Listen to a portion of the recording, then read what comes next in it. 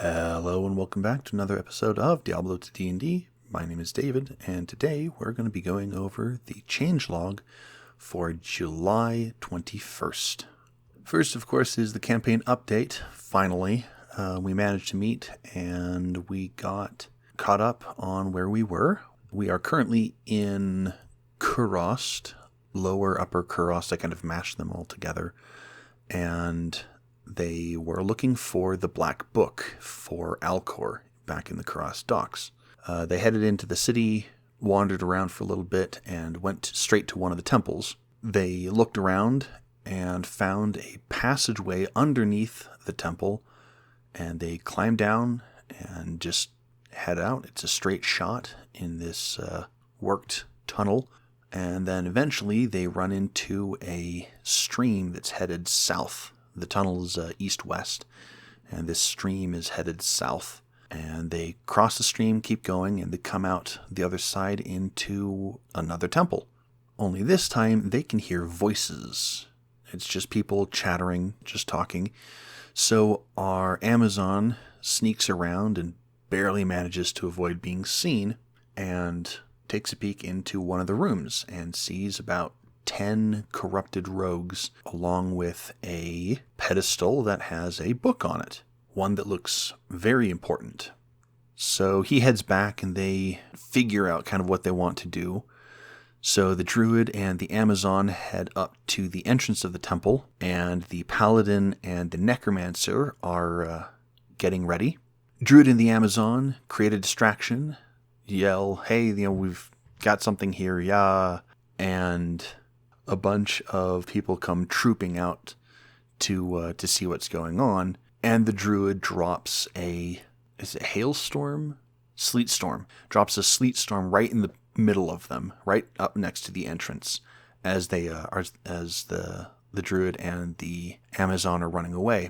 Well, the ones that are there, they manage to make it through just in time for them to hear Battlemaid Serena shout, "They've got the book! Get back in here and take care of them!" So they turn around and trudge back through this sleet storm and make it back to the place where the book is, only to find Battlemaid Serena absolutely destroying the pedestal where the book was, because the necromancer has Dimension Door and teleported the paladin and the necromancer into the room. They grabbed the book, and then they teleported out immediately after to the entrance so that they could meet up with the druid and the Amazon. And the people come, they go running in the wrong direction, and the heroes go running off into this city, easily succeeding on this task. But now they have to get into Travancore, or they have to find the last organ for the Culim's flail. And they figured on a fairly decent roll that it would be in a secure location and probably somewhere where people don't go, and probably in some kind of desecrated or insulting place. And they realized that would probably be in the sewers. So they headed back to the other temple, went down the trapdoor that they found, and headed down the tunnel to that stream, which is the intersection of the sewers that runs from Travancore, kind of that collects in there and then heads down into Kurost, where it collects more and then ships it out to the river. So they head north following this stream, and they eventually hear voices and see some torches set up, and they realize that the entrance to Travancore via the sewers is guarded, just as well as the causeway is up on the surface. And that's where we ended. So we are looking forward to seeing what they're going to be doing in the next session. All right, let's get into the changelog.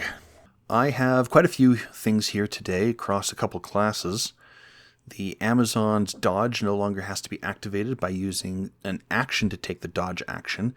This is a way to make it interface with avoid easier. but because that is a pretty big jump in power, dodge lasts as long as you are under the effects of the dodge action instead of until the start of your next turn. Avoid says that you can take the dodge action as a reaction, but it only lasts until the end of the turn. So essentially what dodge will do is if you take the dodge action as an action, it'll last until the start of your next turn, but if you take it as a reaction, it'll only last until the end of this turn. For the Barbarian, Shout, Battle Orders, and Battle Command have been moved from the Singer's 6th, 10th, and 14th levels to the main class at 7th, 9th, and 13th levels respectively.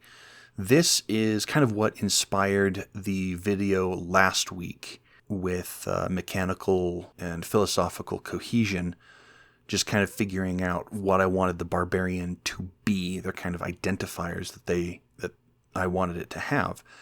And so I've moved the war cries that are beneficial to your allies into the main class, and then the ones that affect your enemies have been left in the Singer's skills. I think it's Taunt, War Cry, Howl, and Battle Cry, I think are the 4. Anyway, Shout now has a range of 30 feet instead of an undefined range of can hear you. Having an undefined range is probably bad mechanics, but I mean, there's a spell that has a range of sight, so meh. But it is much easier to define, and moving forward, each of the war cries will have a range of 30 feet, except for War Cry itself. Because it is an area of effect, it will have a range of 10, which, I mean, it already has a range of 10, but the most of the other ones aren't created yet, but Shout is going to be the template that I'm going to be going off of. For the Assassin couple here, Finesse Mastery now allows you to use 2-weapon fighting with non-light finesse weapons as long as you are using dexterity for the attack, and you can draw or stow 2 one-handed finesse weapons instead of 1. This is, like I mentioned in the previous video, a way to solidify the Assassin as the dual-wielding class, the dual-wielding finesse class. Finesse Mastery in Diablo is Claw Mastery, which kind of gets a little weird because the claws require an equal amount of strength and dexterity, but it gets kind of weird when you're trying to do that in Diablo or in D&D, so I've just moved it to just dexterity, just finesse. Also for the Assassin, the Shadow Warrior now has an additional point of armor class from studded leather instead of regular leather armor, just bumping it up a little bit in terms of power. For the Assassin again, the Shadow Warrior is now proficient in stealth. I realized that the Assassin should have at least 2 proficiencies, and the Shadow Warrior picking up stealth is probably better. It doesn't change it too terribly much, but it just makes it more real that it would have that proficiency. And lastly, for the Trap Assassin, Death Sentry now uses the sentry to calculate the range of Corpse Explosion instead of using it as its origin. I realized that it said that you cast Corpse Explosion centered on the sentry, which is not correct. It should be, how did I put it? It's like calculating the range from the sentry. So you can be 30 feet in one direction, activate your Death Sentry, and then it'll use that one as the range for the spell, which I think is 120 feet. So you could be 150 feet away from a body and still cast it. For the Paladin, Charge now requires you to attack the target immediately after moving in order to receive the benefit.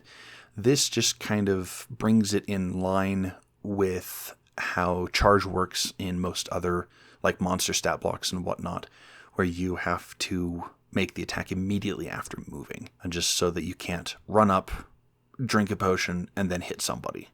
A couple changes to Corpse Explosion.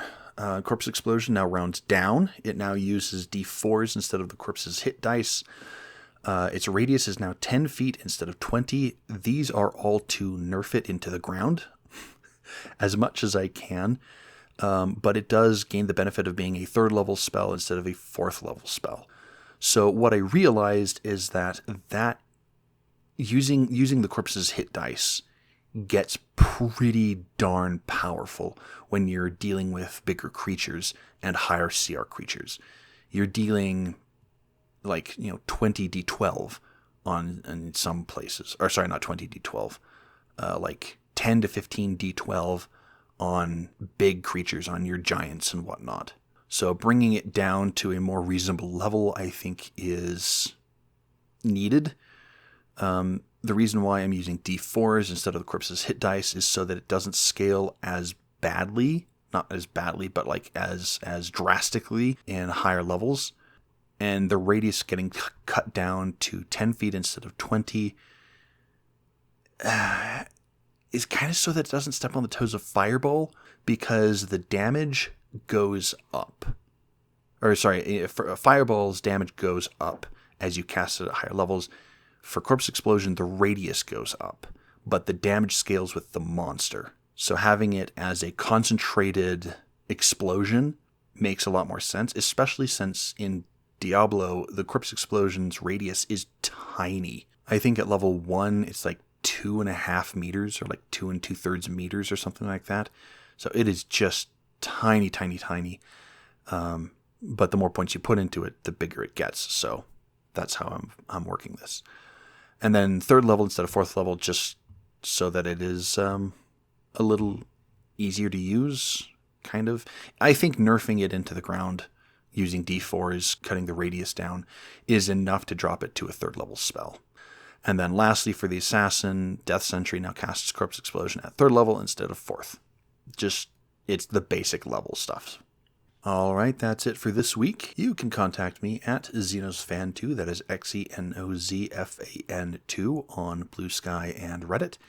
And you can contact the channel directly at Diablo TODND on Blue Sky and YouTube. Thank you much for watching, and I will see you in the next one. Have a good whatever.